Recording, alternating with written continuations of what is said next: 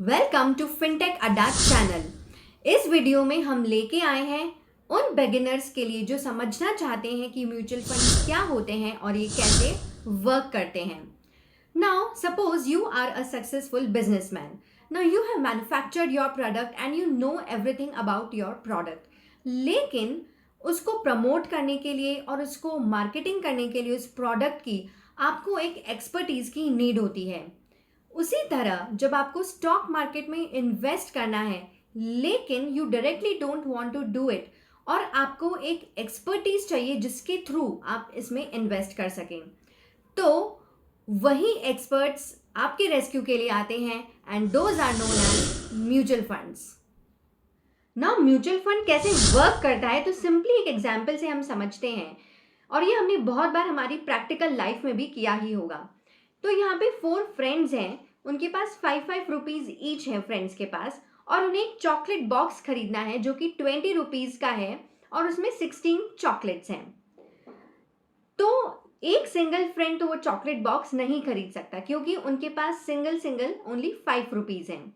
Now तो वो क्या सोचते हैं कि हम हर जना कंट्रीब्यूट करता है 5 रुपीज़, उससे उनका पूल बन गया 20 रुपीज़ का। नाउ उस 20 रुपीज़ से उन्होंने वो बॉक्स खरीद लिया, तो उन बॉक्स के वो सब पार्ट ओनर हो गए। नाउ हर एक जन को कितनी चॉकलेट मिली? तो हर एक जन को 4 यूनिट्स मिली हैं क्योंकि 16 चॉकलेट्स थी और 4 फ्रेंड्स थे, तो 4 यूनिट्स हर को मिली है। तो म्यूचुअल फंड भी इसी बेसिक कॉन्सेप्ट पे वर्क करता है। सिमिलरली म्यूचुअल फंड कैसे वर्क करता है तो हम एक प्रैक्टिकल एग्जाम्पल से समझते हैं। सपोज आपको 1000 रुपीज़ इन्वेस्ट करने हैं स्टॉक मार्केट में, लेकिन अगर आप खुद ही इनसे इन्वेस्ट करते हैं तो आप सिर्फ 2 या 3 ही स्टॉक ले सकते हैं, या फिर आपका सेक्टर लिमिटेशन भी आ जाता है। लेकिन वहीं अगर आप म्यूचुअल फंड के रूट से जाते हैं तो आपको डिफरेंट सेक्टर्स का एक्सपोजर मिलता है और you can buy more than 1 और 2 स्टॉक्स। अब ये कैसे पॉसिबल होता है? ना आपके जैसे बहुत से इन्वेस्टर्स होंगे who are going through this mutual fund root.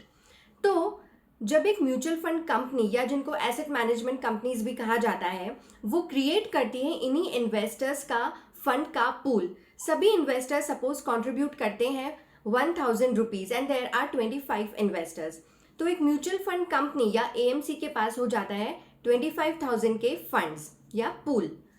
Now अब इस 25,000 को वो इन्वेस्ट करती है in different sectors like pharma, health care, banking and so on. तो आपको जो इन्वेस्टमेंट आपका है उस हिसाब से आपको म्यूचुअल फंड यूनिट्स मिलती हैं।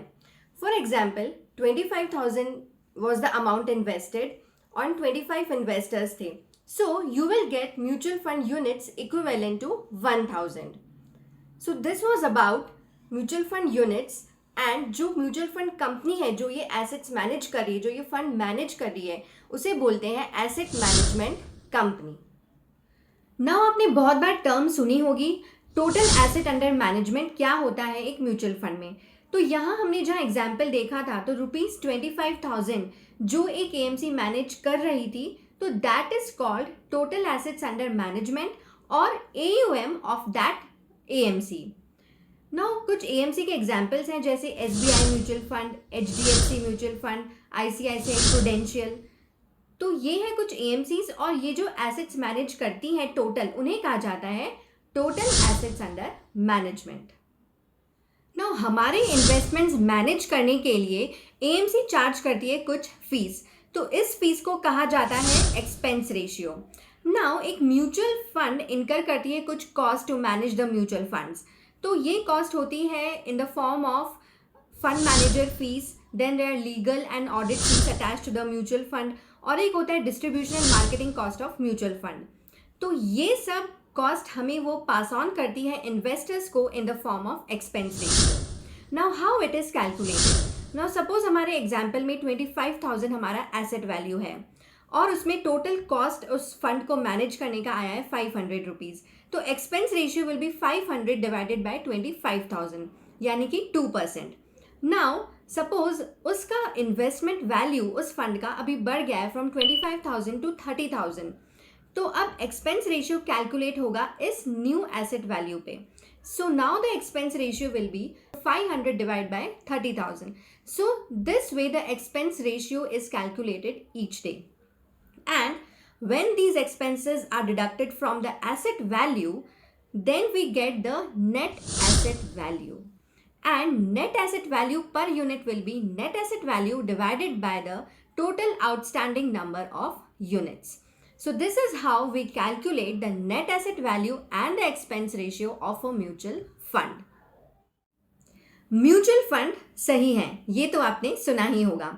सो नाउ लेट्स अंडरस्टैंड कि म्यूचुअल फंड में इन्वेस्ट करने के क्या प्रॉस हैं और क्या कॉन्स हैं. नाउ म्यूचुअल फंड इन्वेस्टिंग के क्या एडवांटेजेस हैं. तो फर्स्ट ये है कि आपका जो पोर्टफोलियो होता है वो वेल डाइवर्सिफाइड होता है, क्योंकि ये बहुत सारे स्टॉक्स में इन्वेस्ट करते हैं छोटे छोटे अमाउंट्स, तो बहुत ही वेल डाइवर्सिफाइड पोर्टफोलियो क्रिएट होता है और रिस्क इससे कम हो जाती है. सेकेंड, आपका टाइम सेव होता है और एफर्ट्स सेव होते हैं बिकॉज आपको अपना पोर्टफोलियो ट्रैक करने की ज़रूरत नहीं है. And third, it is managed by an expert. No, mutual fund में इन्वेस्टमेंट करने का डिसएडवांटेजेस फर्स्ट ये है कि उसका एक्सपेंस रेशियो ज़्यादा हो सकता है कभी कभी. अब वो ज़्यादा क्यों हो जाता है? बिकॉज क्योंकि इनकी sales and distribution cost, marketing cost कभी कभी ज़्यादा हो जाती है to attract more investors and to make a greater pool, to make greater assets under management. तो इसलिए उसका एक्सपेंस रेशियो भी बढ़ जाता है और कभी कभी फंड मैनेजर का फी भी ज़्यादा होता है. सो टू प्रिवेंट दिस आपको ऐसा म्यूचुअल फंड सेलेक्ट करना चाहिए जिसका एक्सपेंस रेशियो कम हो. नो, सेकेंड डिसएडवांटेज क्या है? सेकेंड ये है कि हमारा म्यूचुअल फंड एक फंड मैनेजर मैनेज करता है. अब हमारे फंड का परफॉर्मेंस या हमारे इन्वेस्टमेंट का परफॉर्मेंस टोटली डिपेंडेंट है उसकी स्ट्रैटेजीज पे जो वो अपॉइंट करता है to maximise the returns from the portfolio. ना कभी कभी क्या होता है, ये फंड मैनेजर में भी सोच सकता है कि हमारा फंड का रिटर्न भले ही कम हो लेकिन it should not go into negative.